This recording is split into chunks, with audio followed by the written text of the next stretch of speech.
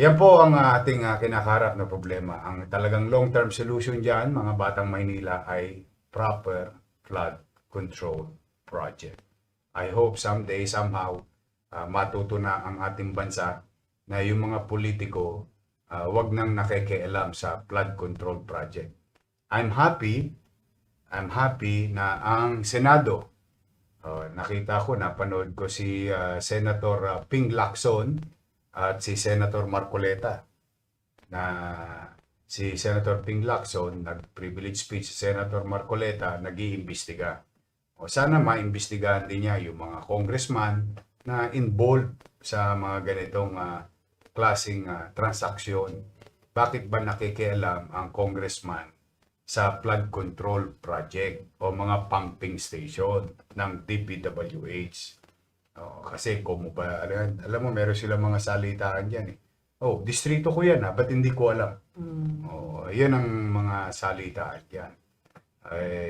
Kahit idinayan ng mga congressman, yan ang katotohanan.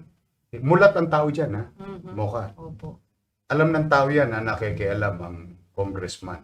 Kaya nga Yes, maraming gustong mag-congressman, Yorme, at saka party list. So, dahil dyan, di ba? Oo. I hope huminto na yan. Ako, I would rather have the local government or in this case sa Metro Manila, the MMDA. Hayaan na natin ang MMDA. Di ba? Total, ang MMDA naman ang nangangalaga ng ating mga creek, esteros. Ja? At MMDA din, ang pagkatapos gawin ng DPWH, nagawa na, natapos na, halimbawa, ibibigay na sa MMDA yung maintenance and operation. O kung hindi kaya ng MMDA, ibigay sa local government. Para managot yung local government. Or isa na lang ang managot, MMDA. Kasi so far, yung mga MMDA pumping station, gumagana, tumatakbo, nung naibigay na sa kanila. Kaya lang yung mga sirang pumping station na katulad dyan sa Sunog Apog, ano na yan? 8 years, 7 years na yan. Hanggang ngayon, di pa gumagana. Gumastos na 700 million. Pero yung isang pumping station lang yun. So, dala ng siguro, pakikialam ng mga congressman talaga. Kaya, siguro, tama rin si President Marcos na tigilan na yan na yung pakikialam ng budget, lalo na pagdating sa flood control. At unti-unti, namumulat ang mga tao sa mga flood control na sira at hindi gumagana at pumping station. Pero at the same manner, ako naniniwala. Aywan ko, tingnan natin sa comment ng mga tao. Nay, tay, mga nanonood, kayo ba ay naniniwala? Gusto kong malaman to tingnan nyo nga sa comment. Gusto kong makita yung pulso ng tao. Kayo ba ay naniniwala na walang kinalaman sa pumping station flood control project ang congressman? Dito na lang sa Maynila, huwag na tayo lumayo muna. Tingnan mo kung anong magiging reaksyon ng taong bayan. Kasi hindi naman pwedeng kahit magsinungaling na magsinungaling yung congressman na hindi ko alam yan. Basta ako gumagawa lang ng batas, ay appropriate. Yan ang palusot ng congressman. Pero sa totoo, alam ng taong bayan, pag may ginagawa, nakadisplay ang mukha niyan, nakalagay ang pangalan niyan, nagkakating ribbon niyan, pagpalpak ang ituturo nila, DPWH. Itong DPWH naman ngayon, sa mga proyekto na yan, sila ngayon ang ipit na ipit. Sila ngayon ang ipit na ipit. Bakit? May umami na bang congressman? Wala pa. In fact, it's the other way around. Anong ginagawa ng congressman ngayon? Ipinapako sa krus ng mga congressman sa Maynila yung DPWH. Sino ngayon ang kahol ng kahol? Kaya kami, simple lang naman ang tanong ng taong bayan dyan. Ito, Moka. Ano muna sabi ng mga tao? Sabi ni G. Herao, meron. Sabi ni Sally Lastillas Isleta, nakikialam sila. Sabi ni Bri Jai, Tomo. Sabi ni Teresa Montero, meron. Nakikialam sila. Hindi pwede. Alam nila yan, hugas kamay lang mga congressman. Sabi ni Daday Ventus, galit na sila. yan. May kickback sila, sabi ni Cherry Con. Yung kickback, that's another story. Ako, simple pa lang ang tanong ko . Nakikialam. Una kong tanong, may alam ba ang congressman sa mga proyekto na yan? Yan ang, sabi raw ng congressman nyo, oh, shout out sa mga taga 3rd District. O, hindi raw nila alam yan. O, kayo humusga, mga taga 3rd District Oh, nga pala. O, hindi raw nila alam yan. O, nako. Pero nung pagka binubuksan na yung barangay hall, 19 million, may picture-picture pa sila. Ay, naku. Oo, di ba? Pangalan nila. Oh, nakalantad yung mga pangalan nila doon. Meron pa nga ako nakita, mga barangay yun, may pangalan pa ng congressman. Ay, oo, malaki Oh, po. may initial eh. Oh. Di ilaw pa yun. Kaya, pagka ngayon, indulto, ang ipinapako sa krus, DPWH. Oh. Nauunawaan nyo ng tao. Doon naniniwala ko. Kahit anong pagsisinungaling ng congressman, o kahit anong pagtanggi o pagkubli ng congressman, yan, alam ng taong bayan yan. Ngayon, yung sinasabi mga kickback, hindi ko po alam yan. Kung talaga bang may kickback sila. Ayaw ko mag-akusa ng isang bagay na wala tayong napapatunayan. Pero ang katotohanan, sa practice, nakikialam ang congressman. Alam ng taong bayan. Pangalawa ngayon, tanong ko naman. Shout out dyan, Mocha, sa mga manonood natin.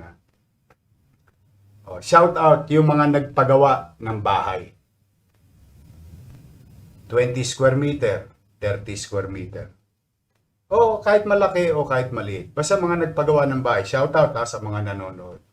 Ito po ang tanong ko. Mga kababayan ko sa lungsod ng Maynila. Kahul daw kayo ng kahul eh. Alam ko yung chihuahua, yun yung maingay na aso, di ba? Yung Maliit maliit pero na aso, maingay. pero maingay. Yun, alam ko, kahul ng kahul yun. Tanong ko ngayon, kayo ba pag nagpapagawa ng bahay, kumukuha ba kayo ng permit? Yun ang tanong ko sa mga manonood. Tanungin natin kung ano sagot ng mga manonood. Kumukuha po ba kayo ng permit kapag kayo nagpapagawa ng bahay? Pag kayo nagpapademolish ng bahay, kumukuha ba kayo ng demolition permit? Pag kayo ba'y nagpapagawa ng bahay, kumukuha ba kayo ng building permit? Bakit sa inyo, maliit na lupa, maliit na bahay, dahil sa pagsisikap mo, pag-iipon mo, pagpupunyagi mo, o naayos mo sarili mo, gusto mo maayos yung tahanan mo, kukuha ka ba ng permit mo ka? Opo, sabi ni Adam Rich Manansala Sanding, dapat may permit. Dapat daw. Kailangan ba talagang may permit? Sabi ni Teresa Montero, yes po, from barangay to city hall. Tama. Alam na alam nila eh. Alam na alam ng taong bayan. Ang tanong naman namin ngayon, paano kayo nakapag-demolish ng property ng gobyerno sa mga congressman na nag-i-excuse ngayon na manggagawa lang daw sila ng batas? Nabisto lang kasi kayo. Nabisto lang kayo. Kung di kayo nabisto, walang problema. Nabisto kayo, iyakin kayo. Yan ang nangyayari. Pagka kayo makapag-akusa, wagas. Kami hindi nag-aakusa. Ayan, dyan. Bakit pag ang congressman na nagpapagawa, through DPWH, siya naman din na may sinabi, di ba? Inamin naman niya. Bakit walang permit? Pag congressman, exempted. Pag meron na pong batas na ganoon, kikilalanin natin. Pero yung batas kay Juan de la Cruz na nagpapagawa ng maliit na bahay, nire-require mag-permit. Ganon din yung batas sa mga pagawaing, lalo na yan, building. Dahil yan, pag may nangyaring masama dyan, na mananagot dyan, lokal na pamahalaan. Ngayon, matanong pa, ano sabi ng mga tao? Meron daw talagang permit. Kahit nga daw po renovation lang, may permit. Sabi ni Evangeline Esguera, matatalino po. Sabi sa inyo, matatalino ang tao eh. Ayaw nyo maniwala eh. Palusot pa kayo ng palusot, mga congressman. Matatalino tao. Alam ng tao. Ngayon, ano ngayon ang itatanggi nyo dyan? So, yan po. Ayun. Okay. Ito naman pangatlong tanong naming taong bayan. Naniniwala ba kayo, ito, sa taong bayan, naniniwala ba kayo? Ito lang ha, ano lang to, mga opinion naman to. Naniniwala ba kayo, o mga manonood, na kailangan humingi ng permiso sa lokal na pamahalaan nitong mga proyektong ito? Tanungin natin ng taong bayan. Ano ang sasabihin ng taong bayan? Di ba? Bakit? Yun yung maliit na tao, pinahingi nyo ng permiso eh.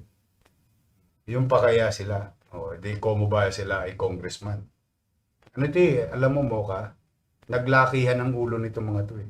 Iba kilala nyo naman sila nung nagsisimula pa yan. Oo. Iba talaga nagagawa ng kapangyarihan. Mm. Alam mo, minsan, ang langaw, pag tumuntong sa kalabaw, ang feeling niya, mas malaki pa siya sa kalabaw. Ganyan ang utak langaw. Ugaling langaw. Pero yan, nandiyan dyan yan. Basta tayo ginagalang natin sila lahat. O hindi po pwede lang na mamihasa sila na yung napapalusot nila nung araw. Wardi-wardi o siga-siga. Ngayon, nakahanap kayo ng katapat, iyakin naman kayo. Ako nga, minsan. Sana pag nag-imbestiga sila sa labas ng Kongreso. Para pagka libelous yung akusasyon nila. Kasi ang ano nila dyan, excuse nila dyan, nasa loob sila ng nasa hall ng Congress sila. Kaya nila mang-api ng mga individual. But anyway, tapat-tapat lang yan, Brad. Shout out sa mga taga 3rd District. Shout out sa inyo. Kayo po ang humusga. Lalo dyan sa 3rd District, marami nag-a-apply dyan ng building permit. Sila, naalala nyo ba, na hirap kayo dati dito sa zoning. Zoning pa lang ha, bagsak na, ang tagal na. Pero ito, wala pang permit, gibaan na. Bakit? Kasi, pagawa ng congressman. Special child eh. Mukhang special child itong ilang congressman natin eh, di ba? So anyway, that's water under the bridge. We'll see. Tingnan natin if we mean business. I'll see you soon. Diba? Yung comment po, sabi nga, dapat lahat. Oo. Dapat kumuha, yes po, dapat humingi ng permission sa LGU, sabi ni Amy Jovel. Alam po nila ang sagot, dapat po, sabi ni Janice Buendia Pardo Budoy. Opo, kailangan po humingi ng permiso kahit sa barangay, sabi ni Rita Pinlac. Hindi raw eh. Wala raw silang alam dyan. Ito pa magandang sinabi ni Rhea Joy F. Selim. Yes, dapat. Malakas ang loob nila kasi nasa posisyon sila. Pero pag tulad lang namin na maliit na tao, aping-api sa ginagawa nila, hindi nagiging patas. See? Yan ang nararamdaman ng tao. Shout out sa iyaking congressman. Yan ang mga nakakuha lang kayo ng katapat eh. Pero tingin ko marami na nagsisisi dyan. Kaya, Tingin ko naman. Meron namang araw para dyan. So, okay. So, yan po. Kaya lagi ko yung mag-iingat dahil itong problema natin sa baha tuwing umuulan ay hindi mawawala agad-agad. Pero, rest assured, in our own little way, hindi po tayo titigil na linisin yung ating mga drainage system. Natutuwa lang ako kanina, maraming nagpapadala sa akin ng mga messages. If there is any consolation, nakita nila yung tubig malinis. Kasi nawawala na po yung mga burak eh. Nakukuha na po natin. So, ingat lang po. O ngayon, usapang permiso. May nagsasabing congressman sila lang daw yung ang tawag dyan, parang politika yung statement. Ito, wag na ako kayo lumayo. Ito patunay. Una, si Erwin Cheng, hindi natin yan kapartido. Pero inaprobahan ko lahat yung programa niya. Si Congressman Maceda, Hindi rin natin yan kapartido. O baka kasi pinalalabas ito mga puli-politika di ba? O, eto alam ng taga Maynila to. Alam ng taga Maynila, hindi pwedeng ipagkaila to sa Maynila. Kabago-bago pa lang naman ang eleksyon. O, si Congressman Erwin Cheng. Daming programa, daming project. Nagpunta, sabi ko, basta, ito, kukunin mong permiso. Kukunin mo to. Kukuha. Inaprobahan ko. Hinarangan ko ba yung ikabubuti ng taong bayan? Hindi. Ganun din kay Congressman Maceda. Hindi ko rin yung kapartido. Inaprobahan ko din. Maganda yung isang project ni Congressman Maceda. Sige, approve.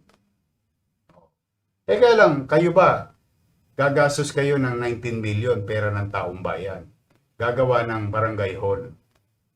No? Tapos, sa bangketa. Tapos tatakpan yung eskwelahan. Tama ba yun? Aprobahan mo ba yun? Unang-una, tama rin siya. Tama rin siya. Na marami ng barangay hall na nasa bangketa sa Maynila. Tapos dadagdag pa siya. So, ibig sabihin, yung mali, gusto yung ipagpatuloy kasi nagmukhang tama. Magiging tama lang kasi congressman siya. 19 million yun. Nasaan ang perang taong bayan? Ngayon. Ito, distrito. Pagitan ng 3rd District at 4th District. Kinansel ako to. Dito ko yata in-announce yun Kinansel ako to. Bakit? Hindi humingi ng permit. Nung humingi ng permit, inaprobahan ko. Ayan, aprobado. Pagawain ng DPWH. District 3 and District 4. Ito yung di masalang. Bakit kailangan humingi ng permiso? Kasi kailangan namin gumawa ng traffic plan. Isasara yung tulay Hindi ngayon magugulat ang taong bayan. Tanong, ikabubuti ba to ng taong bayan? Opo. Kakampi ko ba sa politika yung si Joel Chua? Hindi. Kakampi ko ba sa politika si Edward Maceda? Hindi. Distrito ba nilang dalawa to? Opo. Inaprobahan ko ba? Opo. Approve. Ayan. Kaya, anong nangyari? Nakagawa ngayon ang MTPB ng traffic plan sa pagsara ng kalsada ng tulay ng Dimasalang. Ano ang maganda rito? Ayan po, approve po.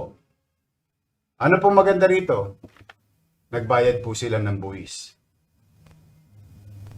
Magkano po ang binayaran buwis o what you call contractor's tax sa gobyerno ng Maynila? 504,000 ang binayad.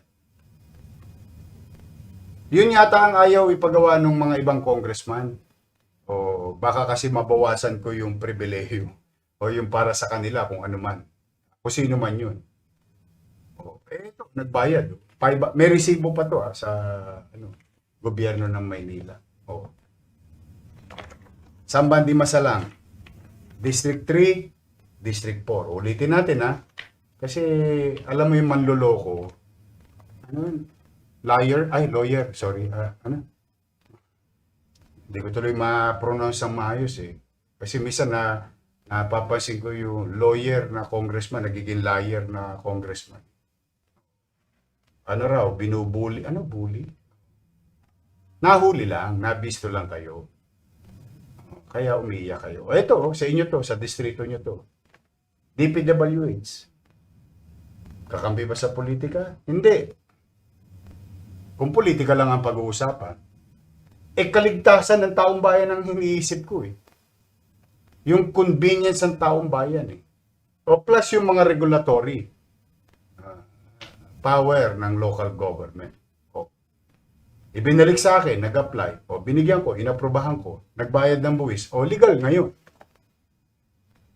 Kaya pag tinanong ka ng taong bayan mo bakit sarado ang Dimasalang X number of date, X number of time?